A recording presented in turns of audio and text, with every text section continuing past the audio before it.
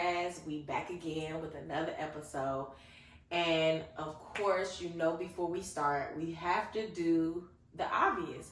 We have to subscribe, like, and share this to everybody. And if you can, matter of fact, I know you can, do me a favor, hit that bell so that whenever I have an episode, you'll be aware of it, right? Let's get started. So today's topic is super near and dear to me. It's really about fertility and infertility. But of course, before we get to the episode, we have to answer our question from our moms that we have. So the question was, what is the difference between IUI and IVF? I know a lot of people have went through IVF, so they assume that's the only way. So I'm just going to break it down really quick before we really get into the episode. IUI is basically a turkey baster method, right? So basically it's when everything is working good with you and maybe everything may be working good with your partner and you just don't understand why you're not getting pregnant. So basically what happens is that they'll take his sperm sample and then they'll put you in a chair and they'll do whatever they need to do, jack up his sperm sample, get everything, only take away all the bad stuff, get only the good stuff, and then insert it inside of you and put it directly where it needs to be. Now, IVF is a lot more expensive, and a little bit more difficult. With the IUI process, you do have to take one shot a day or two before the procedure. But with IVF, you have to take 5 shots, 1 per day for 5 days in a row. And that basically can be very painful. It can have your hormones jumping all over the place. And it's very, very an intense situation. Once that happens, it's basically you have to go through an egg removal. It's kind of similar to if you were freezing your eggs. So you remove your eggs, your spouse or partner still has to give a sample. If you may be like maybe a man and a man or a woman and a woman, you have to, of course, have one. If you're a man and a man, find a woman to carry your baby. If you're a woman and a woman, you'll just have to get a man's sample. And then they'll take them both, do whatever they need to do outside the body, and then insert it exactly right into, I believe it's the uterus.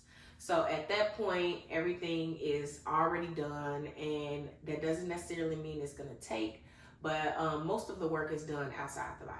So those are the two differences for my question that I got. And so now let's get into it.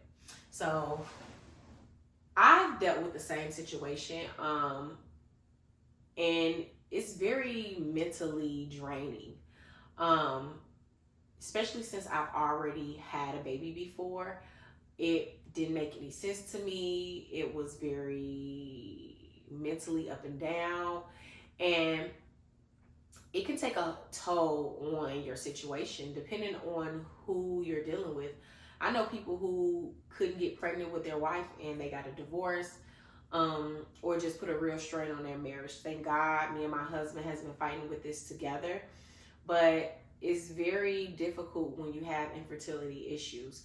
And so basically the process of trying to figure everything out is very difficult. It's not difficult, it's just really long. So you have to get like samples of like blood. You have to take all your vitals, make sure that you don't have any STDs, you don't have like low vitamin D, everything is moving correctly as far as your blood work is concerned.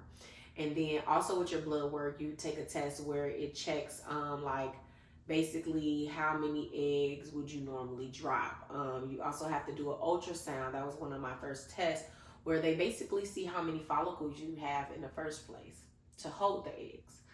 And then one of the last tests I took was a HSG test, which is to check if your fallopian tubes are open. So when your fallopian tubes are closed, I know a lot of people do IVF because maybe they're older and they're having difficulty getting pregnant. Or like I said, they may be like a woman and a woman or a man and a man, and they're trying to have a baby and they can't do it like, the natural way. But IVF IVF was designed because of women having closed fallopian tubes. Now, I know you're probably like, well, how would your fallopian tube be closed? Well, let me tell you. It could be from a few different things. One of the things, if you've ever had like any type of STDs or diseases like that, that will mess with your reproductive system or down under, that can be a reason why your fallopian tubes becomes closed. Another reason, if you've had any type of surgical situation in that area, scar tissue can form. And the crazy thing about infertility is that they really still are very, very, very unaware of why some people have infertility issues.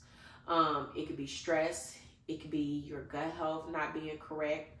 And depending on what we're eating, especially nowadays, a lot of us have a leaky gut. And what a leaky gut is when your gut is like leaking through into your bloodstream. So depending on what you're putting in your body, so one, it will make you have a leaky gut. Two, if you continue to put those things into your body, it will leak into your bloodstream. This is probably why a lot of times when we're trying to figure out exactly what's going on with us, they draw our blood. And so we are eating things like McDonald's, and well, I don't eat McDonald's anymore, so I can't really say we, but certain fast food, even if you're not, like, it's crazy how you used to be able to be like, oh, I'm eating out too much. I could go home, eat some good food, go to the grocery store. And it just made it so much better for your body. Now you have to like be careful what grocery stores you got going to. You have to be careful on what type of grocery stores you're going to and what areas that you're going to the grocery store in, which is super sad because if you're in a more, if you're in an area that's more in a poverty situation, you may not have the best grocery stores, or they may leave you at the bottom or at the, with, I'm not gonna say at the, but with the worst food or vegetables. I know you guys go into Walmart or certain grocery stores and the vegetables are like, where's the freshness in it? And so now when you do go grocery shopping, you don't even know what you're putting into your body.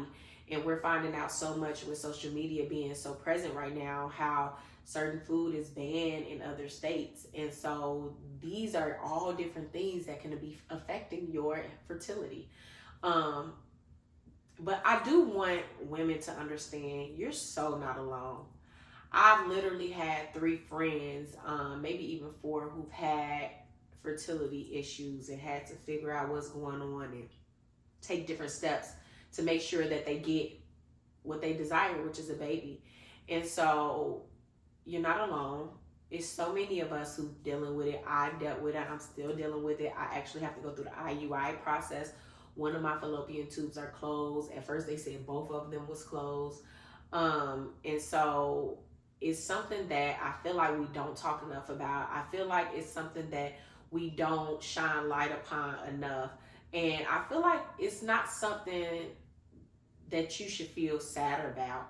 Don't think that because you're not able to produce a baby naturally that you're inadequate or you're not meant to be a mom or any of those crazy things. You know, everybody has a purpose on this earth, and putting it to God's hands, understanding what's going on with your body is so super important.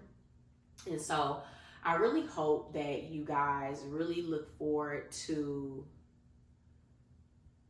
having these real conversations, you know? Okay. So that is my sad story. No, it's not sad. It's super dope. But I do want to tell people who are around people who have infertility. And now everybody is different. Me personally, I never want to be left out of a situation. I know I have friends that be like, well, I don't want to say anything because I know you're trying to have a baby, but unless you're about to get rid of the baby, I'm still going to find out. And so I don't want to not be a part of it. You know, I'm always happy for people, which you should be, because how are you going to have a baby or speak positivity in your life when you're thinking negative about other people. And that's just not me. I want people to feel amazing. I want them to be loved on. This is a blessing that you're able to have a baby and bring a life into this world, and you want to be as stress-free as possible, and you want all the support you can get. It's so needed. So if you do have a friend that has infertility issues, just support her. Say you love her, but don't leave her out. If you're a friend that you are having infertility issues, don't be mad at other people's blessings. Always be happy for other people's blessing, because when your blessing comes, you want people to be happy for you. And when you're in that space, you need all the support you need. Just like in their space, they need all the support they need. And you just want to be able to be there for them just like they can be there for you. I appreciate you guys. Now, you know we're going to do this again, and this is an every episode thing. Magic Mommies, okay? Right? So, make sure that for our Mommy Magic situation, for all my Magic Mommies, make sure you comment below or message me, DM me, whatever you want to do if you want to be a little bit more private about the situation. And let's answer this question on the next episode. I'm super excited to talk about the next episode, and I'm going to give you a little bit of a hint. It's about explaining how to talk to your kids about sex. I was so scared. I was so scared. But it's a conversation that's needed, and it's a conversation that you want to have with your kids before anybody crazy tell them anything crazy. You know what I'm saying? All right. So, I'll see you guys next episode. I love you so much. Remember, don't forget to click that bell so you don't miss that episode, right? Bye, my Magic Mommies.